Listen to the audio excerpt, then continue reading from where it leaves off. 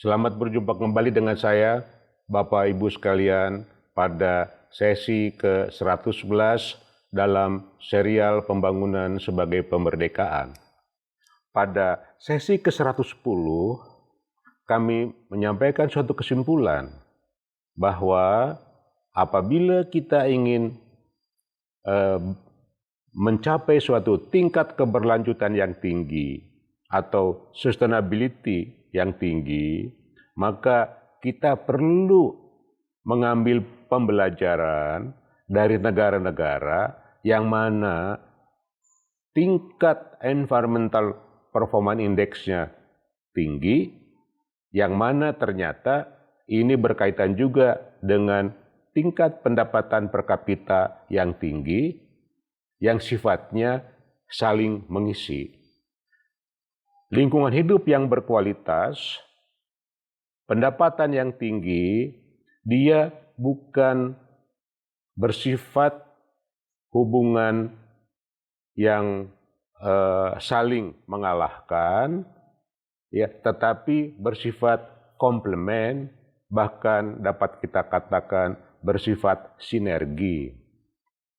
Oleh karena itu, sesuai dengan perkembangan dan juga sesuai dengan hasil analisa-analisa ke depan, bahwa gerbong ekonomi yang akan mengangkat siklus ke atas sesuai dengan teori Konrad Dief adalah kesehatan holistik, lingkungan hidup, dan bioteknologi.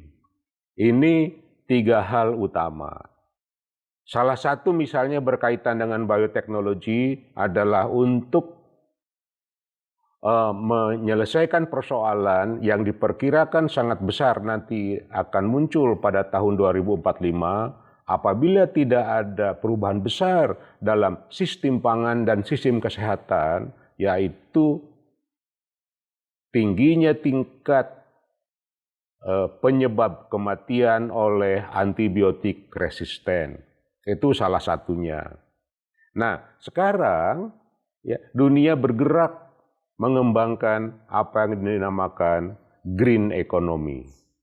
Kami mencoba menyederhanakan green economy itu adalah memasangkan secara komplement antara faktor ekonomi yang diambil proksimasinya pendapatan per kapita dengan kualitas lingkungan hidup yang kita gunakan satu parameter, yaitu environmental performance index. Nah, karena kita hidup dalam suatu planet bumi ini, maka sumber daya lahan menjadi faktor utama dalam pemikiran ke depan untuk mencapai sustainability ini, untuk mengintegrasikan ekonomi dan lingkungan. Mengapa sumber daya lahan dapat dijadikan dasar? Karena dia bersifat fix, konstan. Jumlahnya, total luas bumi, total sumber daya lahan itu tetap saja. Insya Allah akan tetap sepanjang zaman. Yang berubah hanya kualitas saja. Konsep sumber daya lahan, apabila kita menggunakan referensi Land Resource Economics karangan Profesor Raleigh Barlow, itu mengandung semua hal dalam konsep lahan itu, sampai ke ruang angkasa, katakanlah. Nah, demikian pentingnya konsep sumber daya lahan, maka dalam sesi ini saya mencoba mengangkat isu nilai per hektar sumber daya lahan. Artinya, kita perlu menggunakan kriteria pengambilan keputusan bahwa pemanfaatan sumber daya lahan itu go apabila memberikan nilai lahan tertinggi.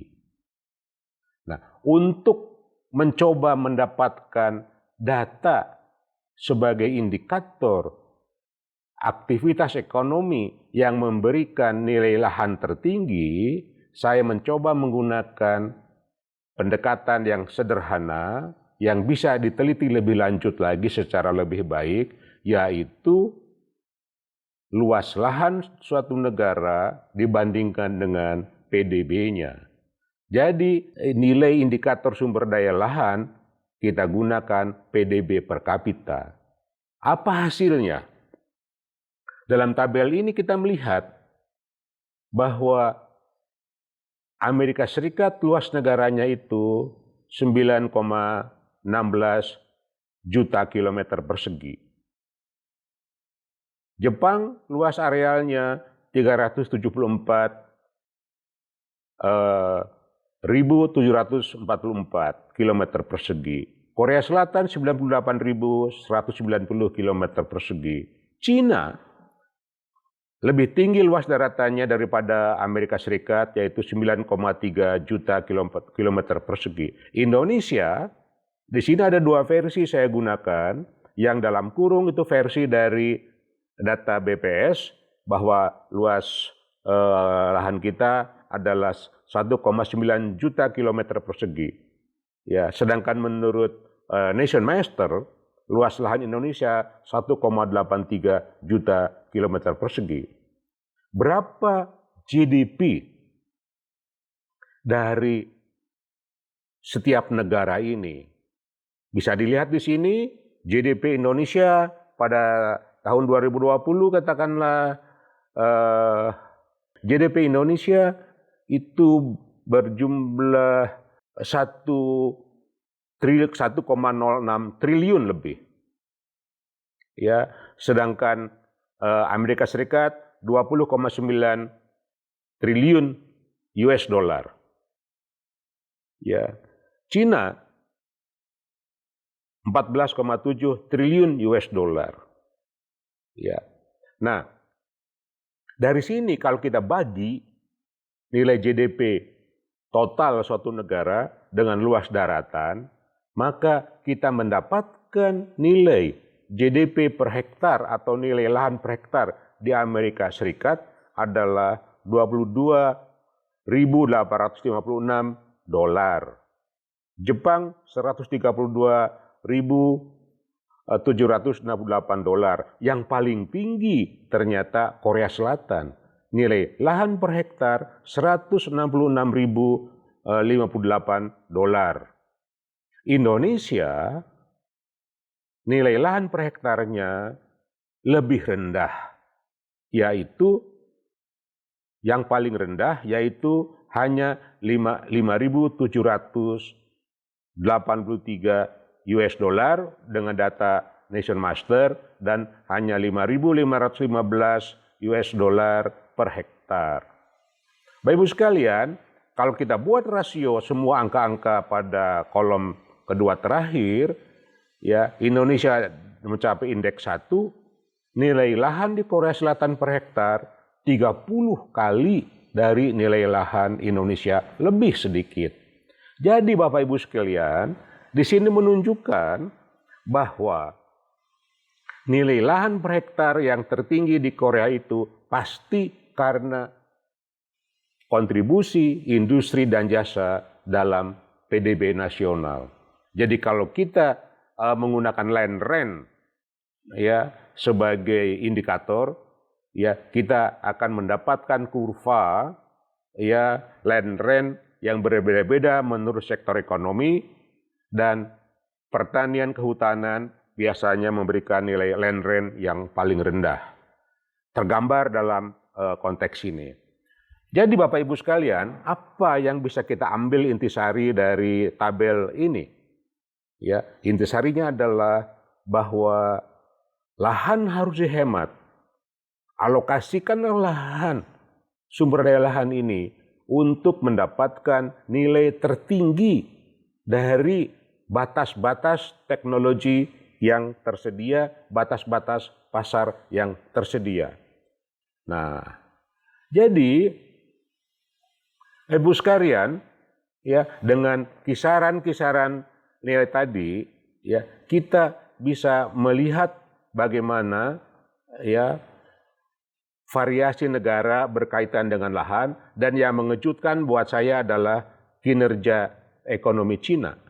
ya, yang mana walaupun Cina ini lahannya hanya sedikit lebih luas dari Amerika Serikat, ada gurun, ada apa di sana, tetapi ternyata hampir kurang lebihnya nilai lahan per hektar di Cina itu 3 kalinya nilai lahan per hektar di Indonesia.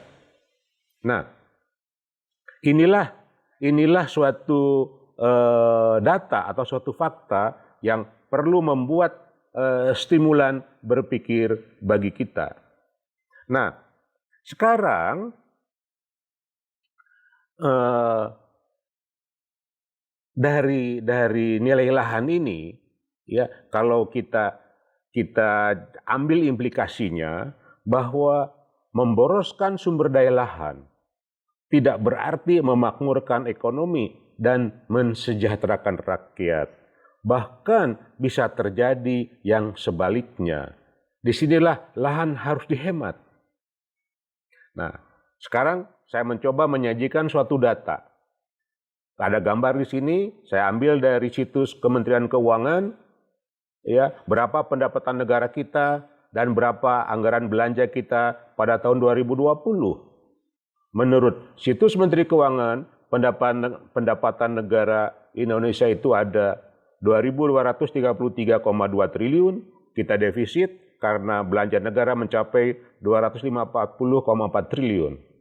Nah, sebagai bahan untuk kita memikirkan situasi apa yang akan terjadi, ya, andaikan nilai lahan kita per hektar sama dengan nilai lahan di Korea Selatan, ya, yaitu per hektarnya Korea Selatan memberikan kontribusi 166.000 US dollar, lebih sedikit.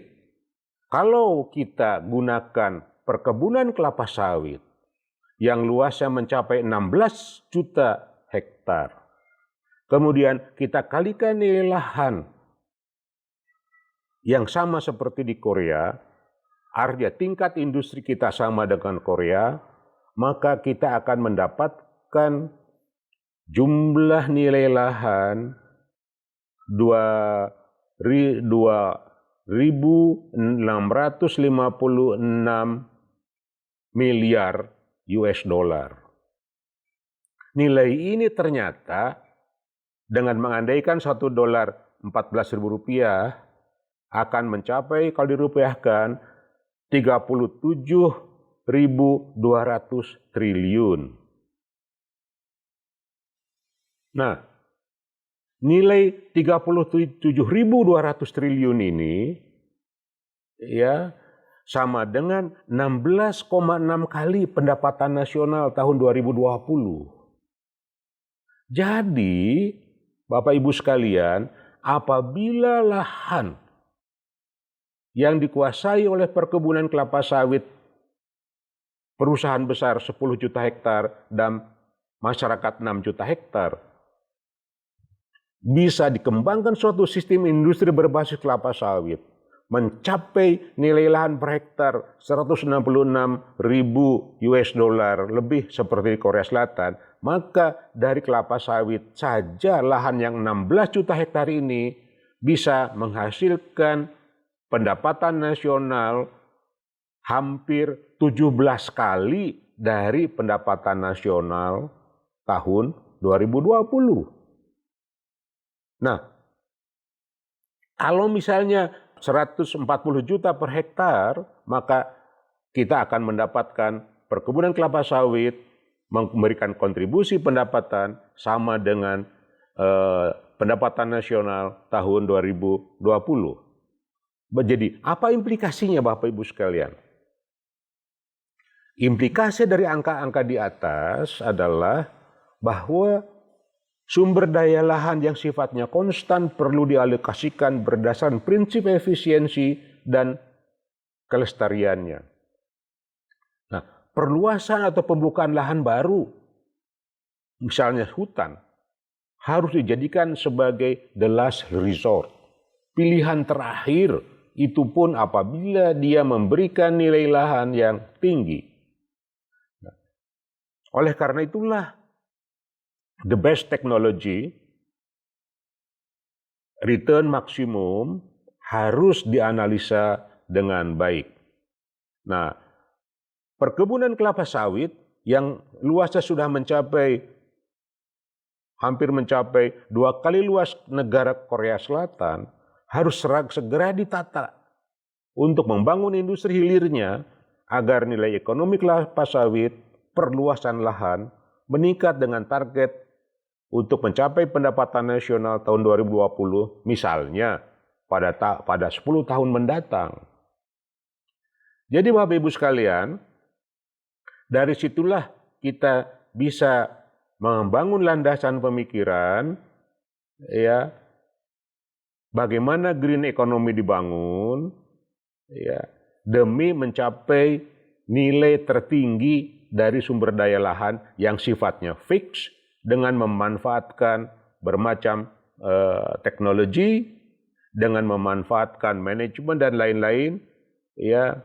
Nah, oleh karena itulah kita mengambil gambaran-gambaran yang kami uraikan yang terjadi di negara lain, ya, sehingga pembangunan ke depan bisa berkembang lebih baik.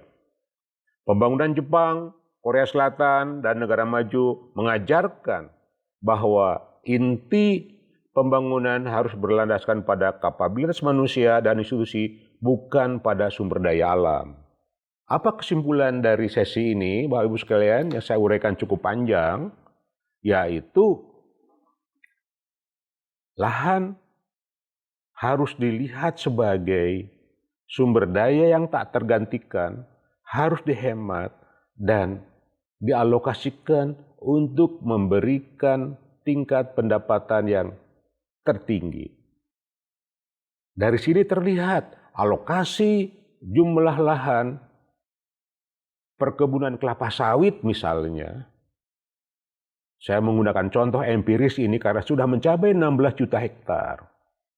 Ya, mestinya kalau industri berbasis kelapa sawit bisa mencapai tingkat pendapatan per hektar Korea, maka kita akan mendapatkan nilai lahan yang 16 juta hektar itu 16,6 kali atau hampir 17 kali dari pendapatan nasional pada tahun 2020. Mudah-mudahan angka-angka ini menjadi penyemangat kita untuk melakukan, membangun pikiran-pikiran baru sebagai landasan pembangunan Indonesia ke depan demi mengejar ketertinggalan kita dan tanpa merusak lingkungan hidup. Demikian, terima kasih atas perhatian Bapak-Bapak dan Ibu sekalian.